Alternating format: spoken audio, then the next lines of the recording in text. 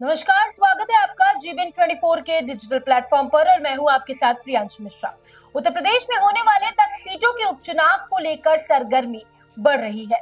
India गठबंधन की हिस्सा कांग्रेस पार्टी ने उपचुनाव की सभी 10 सीटों पर प्रभारी के नामों का ऐलान कर दिया है। इस ऐलान के बाद कहीं न कहीं सियासी हलके में सरगर्मी बढ़ गई है। सबसे दिलचस्प बात तो यह है कि कांग्रेस के प्रदेश अध्यक्ष अजय राय ने खुद को मिर्जापुर की मंझावा विधानसभा सीट की जिम्मेदारी दी है। अजय राय मिर्जापुर के बगल के जिले बनारस के रहने वाले हैं और वो पिंडरा व कोलसाला विधानसभा सीट से 5 बार के विधायक भी रह चुके हैं। इन्हें दी गई जिम्मेदारी। मिर्जापुर की मंझावा विधानसभा सीट की जिम्मेदारी प्रदेश अध्यक्ष अजय राय के कंधों पर है। करहल विधानसभा सीट की जिम्मेदारी तौकीर आजम को दी गई है। वहीं फूलपुर का प्रभारी राजेश तिवारी को बनाया गया है, तो वहीं यहाँ का पर्यवेक्षक सांसद उज्जवल रमन सिंह को बनाया गया है।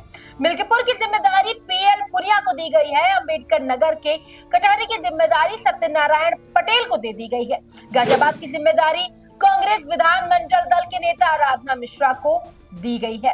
मंझवा सीट को लेकर इस बात के कयास लगाए जा रहे हैं कि यहाँ से या तो अजय राय खुद या उनके परिवार का कोई सदस्य चुनाव लड़ सकता है। हालांकि अभी तक सपा की तरफ से कांग्रेस द्वारा मांगी जा रही सीटों को लेकर कोई भी जवाब नहीं मिला है। कांग्रेस ने सपा के सामने जिन 5 सीटों की मांग की है वो सीटें हैं मंझावा, गाजियाबाद, फूलपुर, खैर और मीरापुर। अब सवाल यह उठ रहा है कि समाजवादी पार्टी इन पर्यवेक्षकों की नियुक्तियों पर क्या प्रतिक्रिया देती है। कांग्रेस ने पहले भी 10 सीटों पर प्रभारियों के नाम का ऐलान किया था। हालांकि अखिलेश पहले भी कह चुके हैं कि सीटों के बंटवारे पर बैठक होगी और उचित निर्णय होगा। इसी के साथ आपको बता दें कि बहुजन समाज पार्टी की मायावती ने समाजवादी पार्टी के पीडीएफ फॉर्मूले और चंद्रशेखर आजाद दोनों की काट निकाल ली है।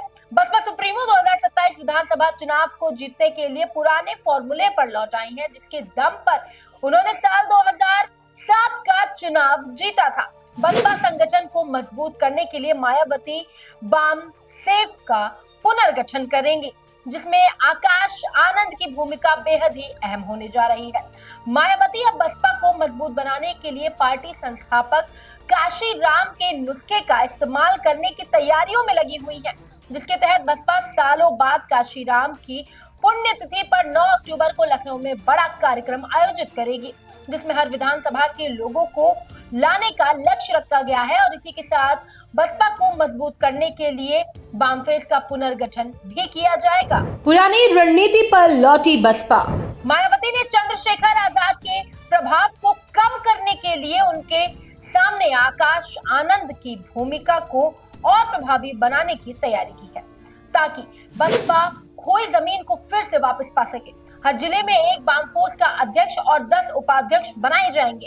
इसके साथ ही विधानसभा स्तर पर एक संयोजक बनाया जाएगा। वहीं 3 मंजिलों पर बनाए गए एक सेक्टर की व्यवस्था को खत्म करके फिर से मंडल प्रभारी बनाया जाएगा।